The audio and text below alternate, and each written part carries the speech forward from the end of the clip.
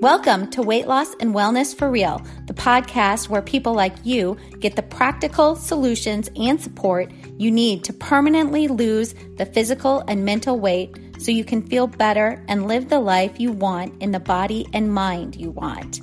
If you're looking to overcome your stress eating, overeating, binging behaviors, and move to a place of freedom with food and your body, you're in the right place. Just a reminder that this podcast represents my own opinions. The content here should not be taken as medical advice. The content here is for educational and informational purposes only. Please consult your doctor or healthcare professional for any individual medical questions you may have. Hello, friends, and welcome. Thank you for being here today and for listening. I titled this podcast episode, Why You Are Not Following Your Plan. And what I mean by plan is, often when I work with clients, they do get a weekly plan from me. All different kinds of things that are different for each client I work with based on their own unique individual needs, circumstances, all those kinds of things. But within the plan, it's usually numbered, and there are things that these clients are working on throughout the week, different thought work strategies, different behavioral strategies to help them lose weight, all the things together. So when, I'm titling it, Why You Aren't Following Your Plan, it means that kind of plan.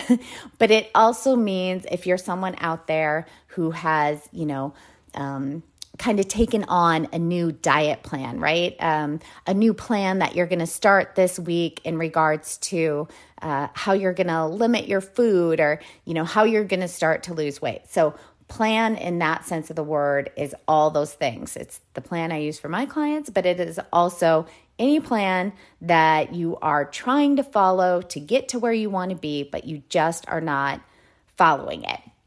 And I wanted to do this episode because I often hear, and this was me for a long time too, I don't understand why I can't lose this weight. I can't understand why I won't just follow this plan.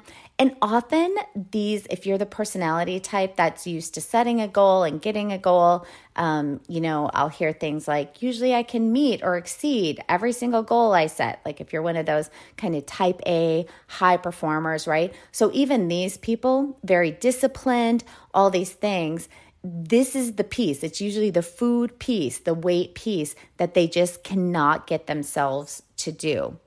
And so they'll say things like, I cannot understand why this is one area of my life that I just cannot get it together. When all other areas of my life, I'm goal driven, I can meet, exceed those goals.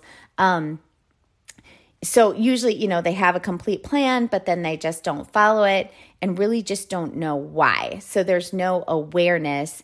And then that's, why they're doing it. So often that's when people will come to me for coaching because they kind of don't understand what is going on here. And so I really do get this. Back in the day, I kept thinking the reason I could not get my restricting, binging, emotional eating under control, that whole cycle, was because I needed a better system, right? I needed a new way to meal plan, or I needed a different way, to organize my food prep, or I would get into that, I needed to just cut out all carbs. Like I get in that real black and white thinking, or I just need to eat less calories, et cetera, et cetera. I was so focused on the actions, the behaviors, what actions, what behaviors I needed to shift or change or add or take away in order to get the results I wanted in regards to my body. And this would sometimes even work. We've talked about this before. Often you follow something for a while, it will work for a bit, but inevitably the old behavior habits for me with food and restriction would return. And so there was never any freedom ever. So if you listen to me a lot, if you've listened to a lot of these episodes, you know that focusing on just changing actions, we just talked about this in the last episode, just focusing on just changing actions will not work long term. And this is because actions are driven by feelings, and feelings come from thoughts, and thoughts come from our conscious and subconscious belief systems. So if we are not working on changing our beliefs and thoughts and processing emotions and doing the emotional work, any behavior changes we try to make will be very temporary, or we will not be able to implement them at all. So if I don't work to change the thoughts and beliefs, I will still feel the feelings these thoughts and beliefs are creating. And from these feelings, it's going to drive some unhelpful behaviors around food that I've always had, but I really want to change. So we need new beliefs, new thoughts to drive, to create new feelings that then drive the behaviors we really need around food to get the results we want, which for most of you listening here is going to be permanent weight loss, or at least a sense of freedom with food and your body. And you probably have an understanding of this, you may listen to other podcasts on this or read things on this, et cetera, but this is just, when we do those things, it's just incorporating knowledge, which is great.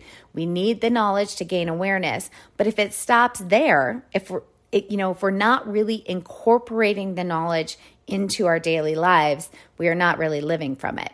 So you're not believing it is the truth to a certain extent, because you're not operating from this knowledge. We're just sort of observing the knowledge, we know it, but we never start to implement or operate from the knowledge.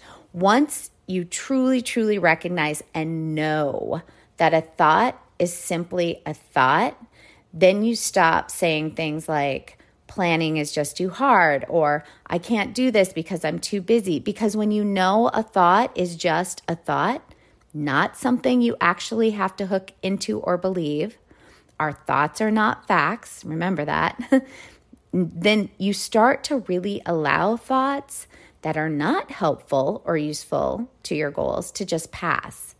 You may notice them popping up, but you don't make them mean anything. You don't hook into them or believe them, and therefore they don't create feelings of defeat or unwillingness. You can just let an unhelpful or non-useful thought just be there. You also then get better at thinking thoughts on purpose that are much more useful and helpful for your goals. And as you get better and better with more and more practice and time at not hooking into unhelpful thoughts, and better through some practice and time at thinking more helpful and useful thoughts, you will experience more and more feelings of willingness and excitement and optimism that will drive the behaviors around food that you are looking for, that will create the results that you are looking for. Okay, so staying focused only on actions around eating and drinking will never bring those results. So 2 things here. Accountability plays a piece in this. When you are accountable to someone else for anything, right? So your boss expects you to do certain things. You do them because you're accountable to them. Or you tell your friend that you will pick them up at the airport, and so you follow through. You show up and you do this. You are accountable to them. You may be the person who always shows up, is kind and helpful to others. You behave this way in your life when you are accountable to others. But when it comes down to a goal that you have for you, most of us will not stay accountable to ourselves. And although my clients start out being accountable to me, and that's often how we get them going and on the path of losing weight and getting them to where they want to be permanently, the end result of what I teach them is how to be accountable to themselves, how to trust themselves, how to build a relationship with themselves that gets them to follow through on the behaviors they actually want to be engaging in around food and drink. So getting them to do the same for themselves as they do for others, staying accountable to themselves as they would stay accountable to others. This is building, like we talked about last week, that self-respect, feelings of self-worth. You may even say, I do have self-respect. I don't let others treat me poorly. I have great boundaries with others, etc. But the truth is you treat yourself poorly. And this is so interesting, right? You don't let others treat you poorly, but you let your own self treat and talk to you poorly. We eat food and drink that doesn't nourish ourselves when we don't feel respect for ourselves. Respect is a feeling. So we get respect for ourselves in or through the thoughts that we think. We need to think respectful thoughts about ourselves to feel respect for ourselves. So again, we are back to our thinking, our self-beliefs. And again, so important to figure this out. Can you start to figure out how to gain respect for yourself? And so you can be accountable to yourself.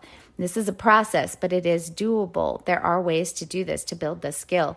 Journaling, you know I'm going to say that every time, on do I respect myself? How do I show respect to myself? Start to question these things.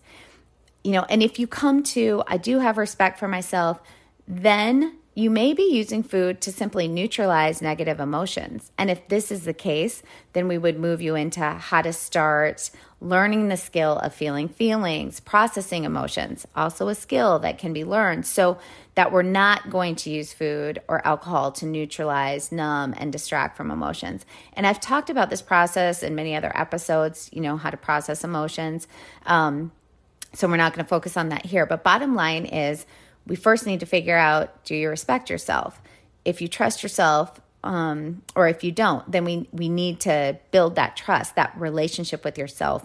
And if you find you do respect yourself already, you're figuring this out through awareness, through journaling, through partnering with someone to uncover these things, then it would be on to more emotional work.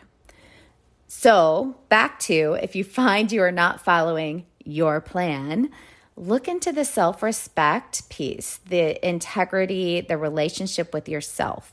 Start to journal on this, or again, find someone to partner with to help you uncover and figure some of this out to get some clarity.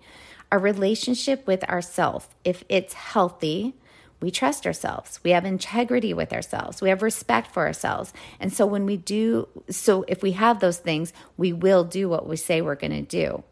It is then that we will follow our plan. Remember, there are ways to build that integrity with yourself. You really can do this.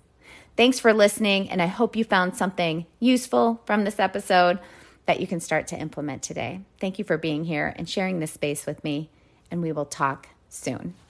I hope you are finding something useful from these episodes and this podcast, and if so, please share it with someone else in your life you feel it could benefit.